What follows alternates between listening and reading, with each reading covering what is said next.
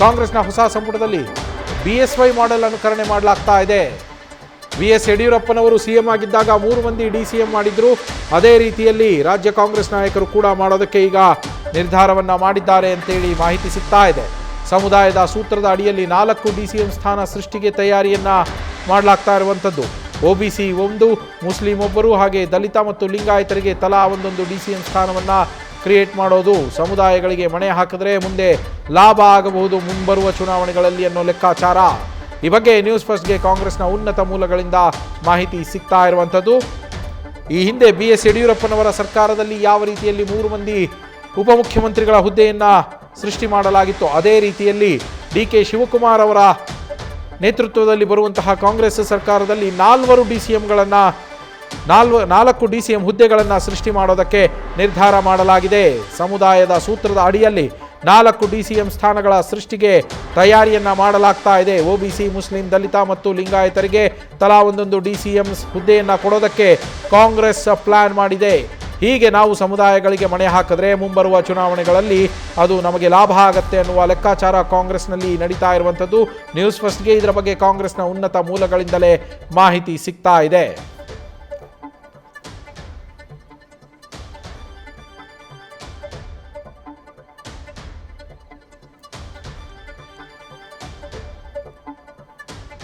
ಎಲ್ಲ ಸಮುದಾಯಗಳಿಗೂ ಕೂಡ ಪ್ರಾತಿನಿಧ್ಯವನ್ನು ಕೊಡಬೇಕು.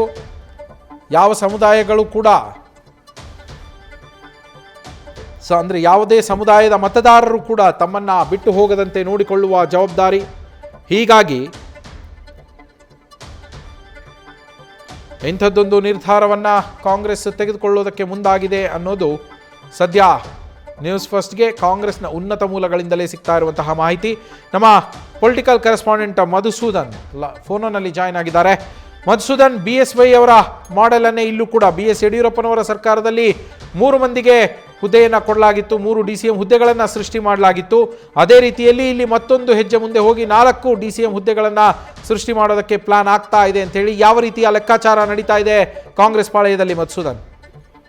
ನವೀನ್, ನಿನ್ನೆಯಷ್ಟೇ ಏನು ಮುಖ್ಯಮಂತ್ರಿ ಸ್ಥಾನಕ್ಕೆ ರಾಜೀನಾಮೆ ಕೊಟ್ಟಂತಹ ಸಿದ್ದರಾಮಯ್ಯನವರು ಇವತ್ತು ಹೈಕಮಾಂಡ್ ನಾಯಕರನ್ನ ಭೇಟಿ ಮಾಡಿದರೆ ಹೊಸ ಸರ್ಕಾರದ ರಚನೆಗೆ ಮನವಿಯನ್ನ ಕೂಡ ಮಾಡ್ಕೊಂಡಿದ್ದಾರೆ. ಹೊಸ ಸರ್ಕಾರವನ್ನ ಯಾವ ರೀತಿ ರಚನೆ ಮಾಡಬೇಕು, ಹೊಸ ಸರ್ಕಾರದಲ್ಲಿ ಯಾರೆಲ್ಲ ಇರಬೇಕು ಅನ್ನೋ ಆಲೋಚನೆಯನ್ನ ಖುದ್ದು ಹೈಕಮಾಂಡ್ ನಾಯಕರ ಜೊತೆ ಹಂಗಾಮಿ ಮುಖ್ಯಮಂತ್ರಿ ಸಿದ್ದರಾಮಯ್ಯನವರು ಮಾಡಿದ್ದಾರೆ. ಇದರ ಮುಂದುವರೆದ ಭಾಗವಾಗಿ ಈಗ ಆಲ್ಮೋಸ್ಟ್ ಆಲ್ DK ಶಿವಕುಮಾರ್ ನೇತೃತ್ವದ ಸರ್ಕಾರ ಬರುತ್ತೆ ರಾಜ್ಯದಲ್ಲಿ ಅಂತ ಹೇಳಲಾಗ್ತಾ ಇದೆ.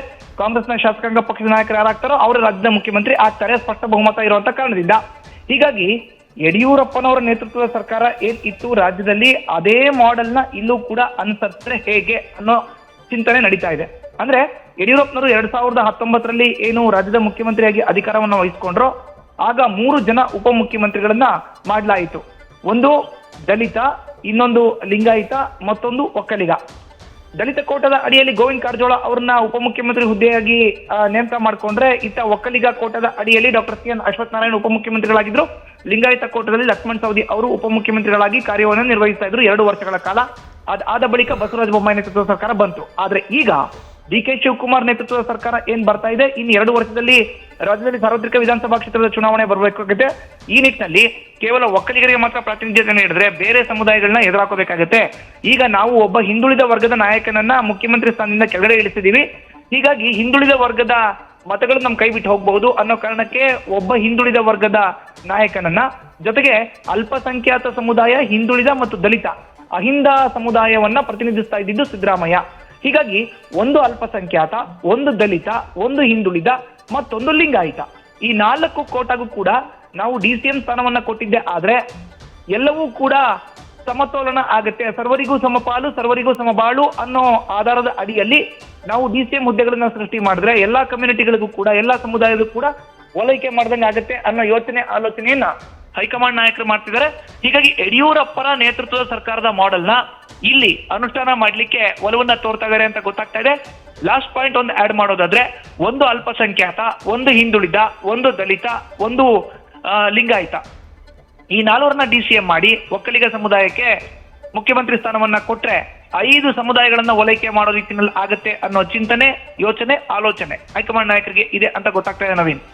ಮಧುಸೂದನ್, ಇಲ್ಲಿ ಇನ್ನೊಂದು ವಿಚಾರ ಏನು ಅಂದರೆ, ಎಲ್ಲ ಸಮುದಾಯಗಳಿಂದಲೂ ಕೂಡ ಈಗಾಗಲೇ ಡಿಮ್ಯಾಂಡ್ ಬರ್ತಾ ಇದೆ, ಈಡಿಗ ಸಮುದಾಯಕ್ಕೆ ಒಂದು ಸಚಿವ ಸ್ಥಾನ, ಒಂದು DCM ಸ್ಥಾನವನ್ನು ಕೊಡಬೇಕು ಅಂತೇಳಿ ಪ್ರಣವಾನಂದ ಶ್ರೀಗಳು ಬೇಡಿಕೆಯನ್ನು ಇಡ್ತಾ ಇದ್ದಾರೆ. ಇದೇ ರೀತಿ ಬೇರೆ ಬೇರೆ ಸಮುದಾಯಗಳಿಂದ ಬರ್ತಾ ಇದೆ. ಎಷ್ಟು ಸಮುದಾಯಗಳನ್ನು, ಎಷ್ಟು ಪಂಗಡಗಳನ್ನು ಓಲೈಸೋದಕ್ಕೆ ಸಾಧ್ಯ ಆಗತ್ತೆ ಇಲ್ಲಿ? ಹಾಗೆ ಈ 4 DCM ಹುದ್ದೆಗಳನ್ನು ಸೃಷ್ಟಿ ಮಾಡಿದ್ರೆ ಅದರಲ್ಲಿ ರೇಸ್ನಲ್ಲಿರುವಂಥವ್ರು ಯಾರ್ಯಾರು ಮಧುಸೂದನ್? ನವೀನ್, ಪ್ರಮುಖವಾಗಿ ಈಗ ಕ್ಯಾಬಿನೆಟ್ ನಲ್ಲಿ ಬರೋ ಅಂತ ಎಲ್ಲಾ ಸಚಿವರನ್ನು ಕೂಡ ಉಪಮುಖ್ಯಮಂತ್ರಿ ಅಂತ ಕನ್ಸಿಡರ್ ಮಾಡಬಹುದು. ಕಾರಣ ಏನು ಅಂತ ಹೇಳಿದ್ರೆ, ಉಪಮುಖ್ಯಮಂತ್ರಿ ಅನ್ನೋ ಸ್ಥಾನವೇ ಅಸಂವಿಧಾನಿಕ ಅನ್ನೋ ಒಂದು ಮಾತು ಇದೆ. ಉಪಮುಖ್ಯಮಂತ್ರಿ ಅಂದ್ರೇನು? ಮುಖ್ಯಮಂತ್ರಿ ಆದ ಬಳಿಕ ಅಂತ. ಕ್ಯಾಪ್ಟನ್, ವೈಸ್ ಕ್ಯಾಪ್ಟನ್ ಯಾವ ರೀತಿ ಇರ್ತಾರೋ ಅದೇ ರೀತಿ, ಆದ್ರೆ ತಂಡದಲ್ಲಿ ಎಲ್ಲರೂ ಇದ್ದೇ ಇರ್ತಾರೆ, ಆಟಗಾರರು. ಅದೇ ಮಾನದಂಡದ ಆಧಾರದ ಅಡಿಯಲ್ಲಿ ಕ್ಯಾಬಿನೆಟ್ ರಚನೆ ಆಗಬೇಕಾಗತ್ತೆ. ಈಗ ಬಸವರಾಜ ಬೊಮ್ಮಾಯಿ ನೇತೃತ್ವದ ಸರ್ಕಾರ ಬಂದಾಗ ಅವರೊಬ್ಬರೇ ಮುಖ್ಯಮಂತ್ರಿಗಳಾಗಿದ್ರು. ಆಗ್ಲೂ ಚುನಾವಣೆಗೆ 2 ವರ್ಷ ಇತ್ತು. ಬಿಜೆಪಿ ಹೈಕಮಾಂಡ್ ನಾಯಕರು ಯಾವುದೇ ಉಪಮುಖ್ಯಮಂತ್ರಿ ಹುದ್ದೆಯನ್ನು ಸೃಷ್ಟಿ ಮಾಡಲಿಲ್ಲ. ಆದ್ರೆ ಮುಂಬರುವಂತ ದಿನದಲ್ಲಿ ಯಡಿಯೂರಪ್ಪರನ್ನ ಕೆಳಗಡೆ ಇಳಿಸುವಂತ ಮುಂದಾಲೋಚನೆಯನ್ನ ಇಟ್ಕೊಂಡೇ 3 ಜನ ಉಪಮುಖ್ಯಮಂತ್ರಿಗಳನ್ನ ಮಾಡಿದ್ರು. ಒಂದ್ ವೇಳೆ ನಾವು ಮುಖ್ಯಮಂತ್ರಿನ ಇಳಿಸಿದ್ದೆ ಆದ್ರೆ 3 ಉಪಮುಖ್ಯಮಂತ್ರಿಗಳ ಪೈಕಿ ಒಬ್ಬರನ್ನ ನಾವು ಮುಖ್ಯಮಂತ್ರಿಗೆ ಪರಿಗಣಿಸಬಹುದು ಅಂತ. ಆದ್ರೆ ಅದನ್ನ ಹೊರತುಪಡಿಸಿ ಉಪಮುಖ್ಯಮಂತ್ರಿಗಳ ಪಟ್ಟಿಯಲ್ಲಿ ಇದ್ದಂತವ್ರು, ಉಪಮುಖ್ಯಮಂತ್ರಿಯಾಗಿ ಕೆಲಸ ಮಾಡಿದಂತವ್ರು ಯಾರು ಮುಖ್ಯಮಂತ್ರಿ ಆಗ್ಲೇ ಇಲ್ಲ. ಬಸವರಾಜ ಬೊಮ್ಮಾಯಿ ಅವ್ರನ್ನ ಬಿಜೆಪಿ ಹೈಕಮಾಂಡ್ ನಾಯಕರು ಆಯ್ಕೆ ಮಾಡಿದ್ರು. ಇದು ಈಗ ಇತಿಹಾಸ. ಅದೇ ನಿಟ್ಟಿನಲ್ಲಿ ಈಗ ಉಪಮುಖ್ಯಮಂತ್ರಿಯ ಸ್ಥಾನವನ್ನ ಯಾರು ಬೇಕಾದ್ರೆ ಕೇಳಬಹುದು. ಆದ್ರೆ ಕ್ಯಾಬಿನೆಟ್ಗೆ ಸೇರ್ಪಡೆ ಆಗೋ ಅಂತ ಎಲ್ಲರಿಗೂ ಕೂಡ ರಾಜ್ಯದ ಮುಖ್ಯಮಂತ್ರಿ ಅವರೆಲ್ಲರನ್ನೂ ಕೂಡ ಉಪಮುಖ್ಯಮಂತ್ರಿ ಅಂತ ಸಂಬೋಧಿಸಬಹುದು, ಆ ಒಂದು ಸ್ಥಾನವನ್ನ ಕೊಡಬಹುದು. ಆದ್ರೆ ಅದು ಅಸಂವಿಧಾನಿಕ, ಅದಕ್ಕೆ ಯಾವುದೇ ಮಾನ್ಯತೆ ಇರೋದಿಲ್ಲ. ಉಪಮುಖ್ಯಮಂತ್ರಿ ಅನ್ನೋ ಒಂದು ನಾಮಫಲಕ ಮಾತ್ರ ಅವ್ರು ಹಾಕೋಬಹುದು. ಆದ್ರೆ ಈಗ ಪ್ರಣವಾನಂದ ಶ್ರೀಗಳಾಗಿರಬಹುದು, ಈಡಿಗ ಸಮುದಾಯದವ್ರು ಕೇಳ್ತಾ ಇದ್ದಾರೆ, ಯಾವ ಸಮುದಾಯದವ್ರು ಬೇಕಾದ್ರೆ ಕೇಳಬಹುದು, ಅದು ಮುಖ್ಯಮಂತ್ರಿಗಳ ವಿವೇಚನೆಗೆ ಬಿಟ್ಟಂತದ್ದು. ಇನ್ನು ಇದರ ಮುಂದುವರೆದ ಭಾಗವಾಗಿ ಈಗ ರೇಸ್ ನಲ್ಲಿ ಯಾರೆಲ್ಲ ಇದ್ದಾರೆ ಅನ್ನೋದನ್ನ ನೋಡೋದಾದ್ರೆ, ಲಿಂಗಾಯತ ಕೋಟಾದ ಅಡಿಯಲ್ಲಿ ಸಿದ್ದರಾಮಯ್ಯರ ಪರಮಾಪ್ತ ಬಳಗದಲ್ಲಿ ಗುರುತಿಸಿಕೊಳ್ಳೋ ಅಂತ ಕಿತ್ತೂರು ಕರ್ನಾಟಕ ಭಾಗಕ್ಕೆ ಸೇರಿದಂತ MB ಪಾಟೀಲ್ರು ಸಿದ್ದರಾಮಯ್ಯ ಗವರ್ನಮೆಂಟ್ ಅಲ್ಲಿ ಕೈಗಾರಿಕಾ ಸಚಿವರಾಗಿದ್ರು. ಅವರು ಈಗ ಉಪಮುಖ್ಯಮಂತ್ರಿಗಳಾಗ್ತಾರೆ ಅನ್ನೋ ಒಂದು ಮಾಹಿತಿ ಲಭ್ಯ ಆಗ್ತಾ ಇದೆ. ಇನ್ನು ಹಿಂದುಳಿದ ವರ್ಗಗಳ ಕೋಟಾದ ಅಡಿಯಲ್ಲಿ ಮುಖ್ಯಮಂತ್ರಿ ಸ್ಥಾನವನ್ನ ತೆಗೆಸಿರೋ ಅಂತ ಸಿದ್ದರಾಮಯ್ಯರ ಪುತ್ರನನ್ನೇ ಉಪಮುಖ್ಯಮಂತ್ರಿ ಮಾಡಬೇಕು ಅನ್ನೋ ಬೇಡಿಕೆಯನ್ನ ಖುದ್ದು ಮುಖ್ಯಮಂತ್ರಿಗಳು ಇಟ್ಟಿದ್ದಾರೆ ಅನ್ನೋ ಒಂದು ಮಾಹಿತಿ ಲಭ್ಯ ಇದೆ. ಇದಕ್ಕೆ ಹೈಕಮಾಂಡ್ ನಾಯಕರು ಓಕೆ ಅಂತಾರೋ ಇಲ್ವೋ ಕಾದು ನೋಡ್ಬೇಕಾಗತ್ತೆ. ಇದನ್ನ ಹೊರತುಪಡಿಸಿದ್ರೆ ಇನ್ನು ಅಲ್ಪಸಂಖ್ಯಾತ ಸಮುದಾಯಕ್ಕೆ ಸೇರಿರೋ ಅಂತ BZ ಜಮೀರ್ ಅಹಮದ್ ಖಾನ್ ಅವ್ರನ್ನ ಈಗ ಉಪಮುಖ್ಯಮಂತ್ರಿ ಮಾಡಲಾಗುತ್ತೆ ಅಂತ ಹೇಳಲಾಗ್ತಾ ಇದೆ. ಅವರು ಮುಸ್ಲಿಂ ಸಮುದಾಯಕ್ಕೆ ಸೇರಿದಂತವರು. ಇದನ್ನ ಹೊರತುಪಡಿಸಿದ್ರೆ ದಲಿತ ಕೋಟಾದ ಅಡಿಯಲ್ಲಿ AICC ಅಧ್ಯಕ್ಷರಾಗಿರೋ ಅಂತ ಮಲ್ಲಿಕಾರ್ಜುನ್ ಖರ್ಗೆ ಅವರ ಪುತ್ರ, ಹಾಲಿ ಚಿತ್ತಾಪುರ ವಿಧಾನಸಭಾ ಕ್ಷೇತ್ರದ ಶಾಸಕ, ಮಾಜಿ ಸಚಿವ ಪ್ರಿಯಾಂಕ್ ಖರ್ಗೆ ಅವ್ರನ್ನ ಕೂಡ ಈಗ ಉಪಮುಖ್ಯಮಂತ್ರಿಯಾಗಿ ಕನ್ಸಿಡರ್ ಮಾಡ್ತಾರೆ ಅಂತ ಹೇಳಲಾಗ್ತಾ ಇದೆ ನವೀನ್. ಹೀಗಾಗಿ 4 ಉಪಮುಖ್ಯಮಂತ್ರಿಗಳು, ಒಬ್ಬ ಮುಖ್ಯಮಂತ್ರಿ ಅನ್ನೋ ಒಂದು ಅನುಪಾತದ ಅಡಿಯಲ್ಲಿ ರಾಜ್ಯದಲ್ಲಿ ಸರ್ಕಾರ ರಚನೆ ಆಗುತ್ತೆ ಅಂತ ಹೇಳಲಾಗ್ತದೆ. ಇನ್ನು ಇರುವಂತ ಒಟ್ಟು 33 ಮಂತ್ರಿಗಳ ಸ್ಥಾನದ ಪೈಕಿ 33ಕ್ಕೆ 33 ತುಂಬದ್ ಬೇಡ, 30ನ್ನ ತುಂಬೋಣ, 3ನ್ನ ಖಾಲಿ ಇಡೋಣ ಅನ್ನೋ ಒಂದು ವಿಷಯ ಕೂಡ ಇವತ್ತು ಹೈಕಮಾಂಡ್ ನಾಯಕರ ಬಳಿ ಚರ್ಚೆ ಆಗಿದೆ. ಆದ್ರೆ ಇದೆಲ್ಲದಕ್ಕೂ ಕೂಡ ಕಾಂಗ್ರೆಸ್ ಶಾಸಕಾಂಗ ಪಕ್ಷದ ಸಭೆ ಆದ ಬಳಿಕ ಒಂದು ಚಿತ್ರಣ ಪರ್ಫೆಕ್ಟ್ ಆಗಿ ಸಿಗೋ ಅಂತ ಇದೆ ಅನ್ನೋ ಮಾಹಿತಿ ನ್ಯೂಸ್ ಫಸ್ಟ್ಗೆ ಲಭ್ಯ ಆಗ್ತಾ ಇದೆ Naveen. Thank you Madhusudan. News first ನಿರ್ಭೀತಿಯಿಂದ ನಿಮ್ಮ ಪರವಾಗಿ.